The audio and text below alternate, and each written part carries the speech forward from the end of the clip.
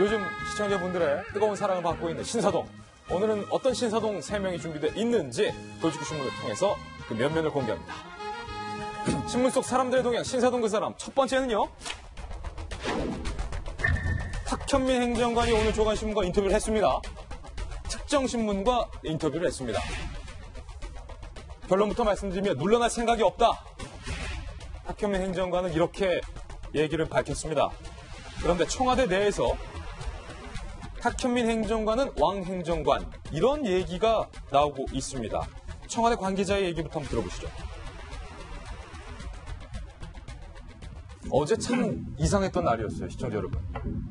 한 신문, 또 다른 두 가지 신문에서 동시에 한 신문에서는 청와대가 경질을 결정했다라는 기사가 나왔고, 또 다른 신문에서는 동시에 청와대에서 탁현민 행정관을 유임시키기로 결정했다라는 보도가 동시에 쏟아졌던 날이었습니다. 이 상황에서 기자들이 청와대에게 물어봤습니다. 관계자가 이렇게 맞습니다.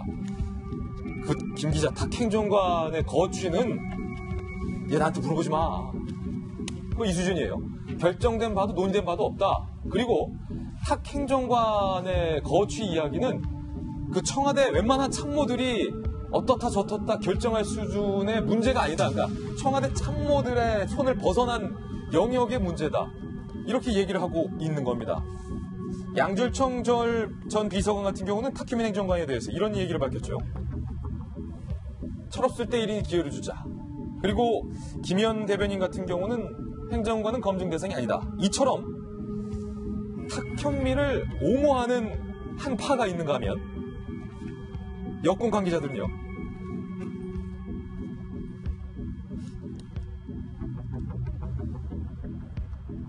서슬퍼런 이명박 박근혜 정부 시절 자신이 옳은 삶을 산다고 생각한 문 대통령을 도왔던 진심을 믿어줘야 하는 것 아닌가 싶다.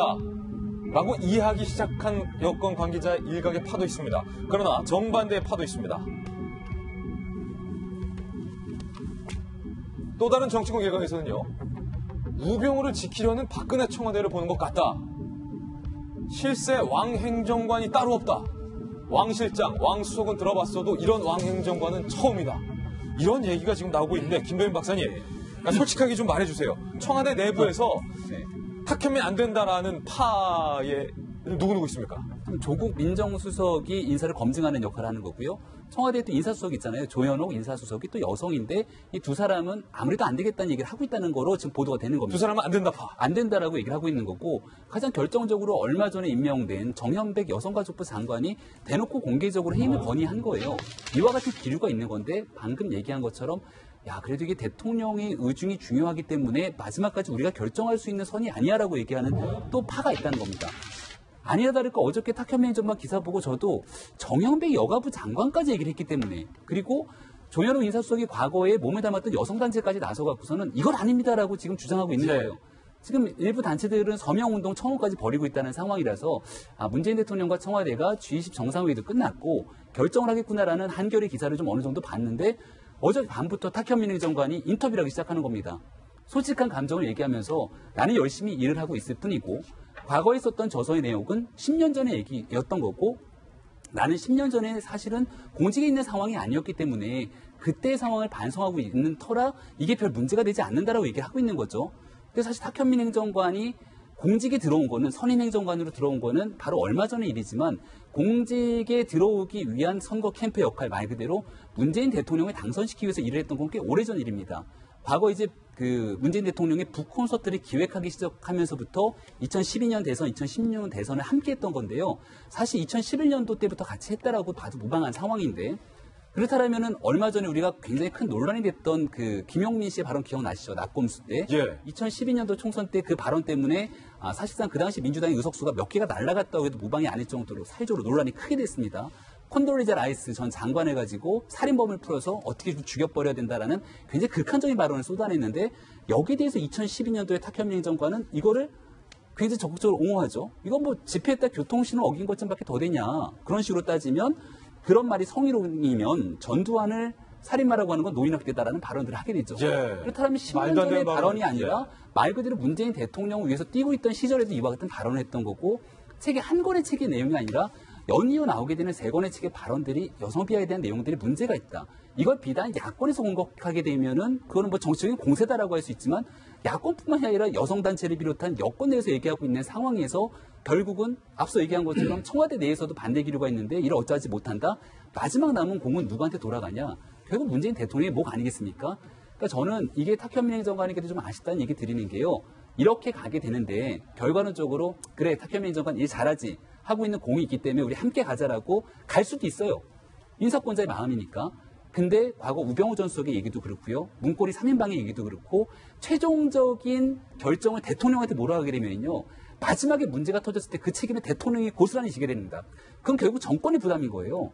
왜 그런 부담을 탁현민 행정관과 주변에 있는 측근이라고 하는 사람들이 대통령에게 고통을 안겨주는지 저는 잘 이해가 안 됩니다. 이게 잘 정확하게 따져봐야 되는데 김재현 변호사님. 네. 지금까지 청와대 내부에서 누가 탁현민에 대해서 반대하더라 실명이 안 나왔어요. 네. 근데 드디어 오늘 조국, 조현옥, 민정수석과 인사 담당 수석은 탁현민에 대해서 분명히 반대한다라는 실명이 나온 겁니다. 그런데 기말은 뒤집어 보면 민정수석과 인사수석이 반대하는데도 대통령이 계속 탁현민을 감싸고 있다라는 얘기로 들리는데 마땅히 이것을 감내하면서 이분들은 나는 반대했어라고 이게 어찌 보면 딱 자기 앞에서 선을 긋는 그런 국면이거든요. 행사 기획자로서는 탁현민 행정관이 행정관 2급 행정관이잖아요. 그 급수가 가장 높고 더 이상 올라갈 데도 없고, 그러니까 가장 문재인 대통령 입장에서는 해줄 수 있는 모든 대우를 다 해준 거라고 봐야 합니다. 그런 상황인데 저는 여기서 20, 30대 여성들의 좀 각성이 필요하지 않나 이런 생각을 듭니다. 무슨 말이에요?